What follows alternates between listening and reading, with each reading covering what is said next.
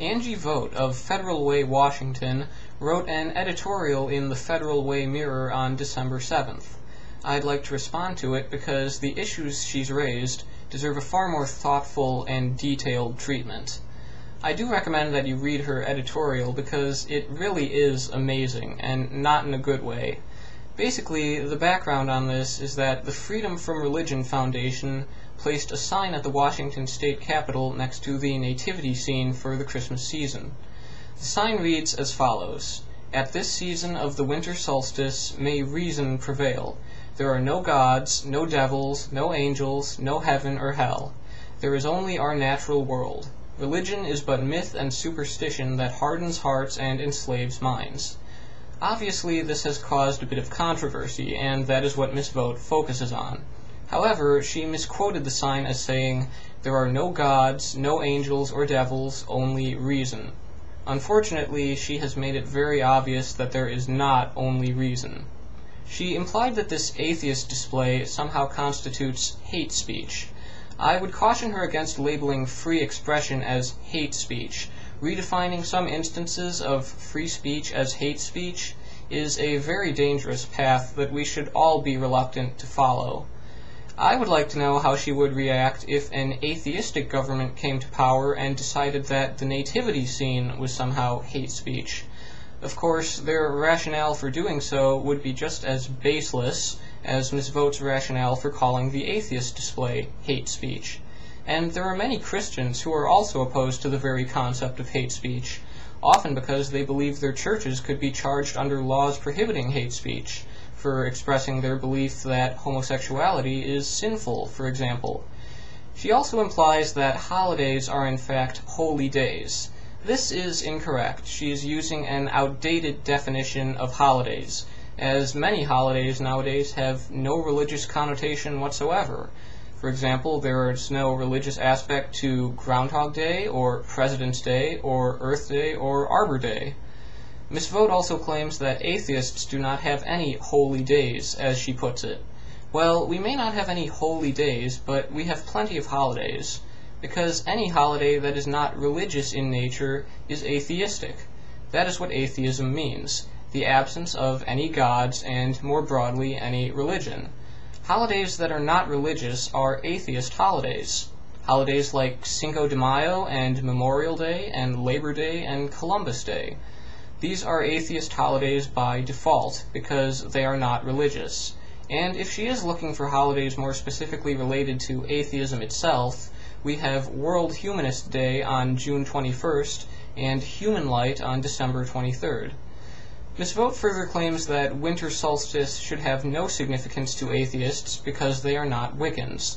While solstices are often celebrated by Wiccans, the winter solstice is very much related to the statement on the atheist sign that there is only our natural world. Because the solstice is an entirely natural holiday. It is based upon the natural world, specifically the tilt of the Earth's axis in relation to the sun. Holidays like Christmas and Hanukkah were invented by people. If there were no people, there would be no Christmas. But there would still be a solstice. And that is what makes it natural and notable. It is an appropriate occasion to acknowledge our natural world. Ms. Vogt then takes issue with the statement that religion hardens hearts and enslaves minds. She contends that organized religion and religious faith are chiefly responsible for worldwide Christian relief efforts for the poor, the preservation of Western society throughout the Dark Ages, the abolition of slavery, and Martin Luther King's civil rights movement. This is what I call doing the right thing for the wrong reason. If it were conclusively proven that there are no gods, would we then have no reason to provide aid to the poor? Would we have no reason to preserve our culture in a turbulent era?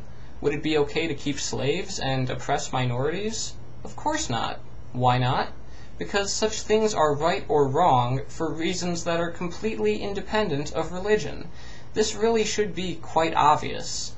If you only oppose slavery because of your religious beliefs, well, it's good that you oppose slavery, but still, you have problems, to say the least, and I question how you would behave in the absence of those beliefs. Ms. Vogt asks how atheists would explain the persecution and torture endured by Christians who could have renounced their faith, but did not. I don't see why this is necessarily something that requires explanation by atheists, but it seems relatively straightforward.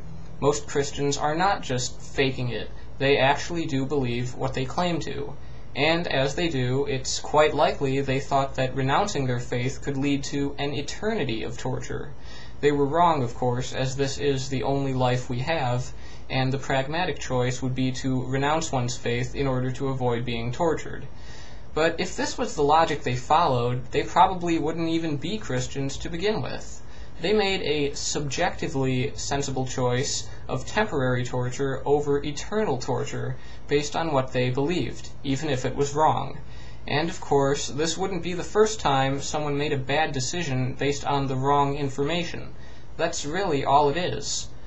Ms. Vogt implies that a non-religious explanation of why Christians would risk everything to rescue Jews from Nazis is inadequate. If she means that they only helped the Jews because of their Christian faith, then, again, they were doing the right thing for the wrong reasons.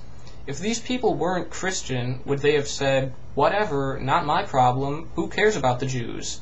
If so, then I think this calls their personal integrity into question. And if Ms. Vogt wants to drag religion into this, I could just as easily say, what about the Christians who enabled and supported the Nazi regime that murdered 6 million Jews? Did they do that because of their Christian faith too? If not, then why? What if your religion tells you to do something horrible? Imagine if God told you to sacrifice your own child to Him. Would you? This situation was depicted in a biblical story that should be familiar to any Christian. Abraham was going to sacrifice Isaac, his own son, because God told him to. And right before he did, God sent an angel to tell him, "Hey, wait, I was just kidding." And believe it or not, many Christians try to spin this story as a positive example of how strong your faith in God should be. Dina Schlosser thought she heard God telling her to cut off her baby daughter's arms, and her faith was so strong that she did. God did not send any angels to stop her. Consequently, her child died. 19 Muslims thought they would become martyrs and receive their reward in heaven if they hijacked 4 planes and crashed them into buildings. Their faith was so strong that they did, and God did not stop them, although people stopped the last plane at the cost of their own lives. If Ms. Vogt is to say that religion is somehow responsible for the virtuous behavior in this world, then religion must also be held responsible when it inspires atrocious behavior.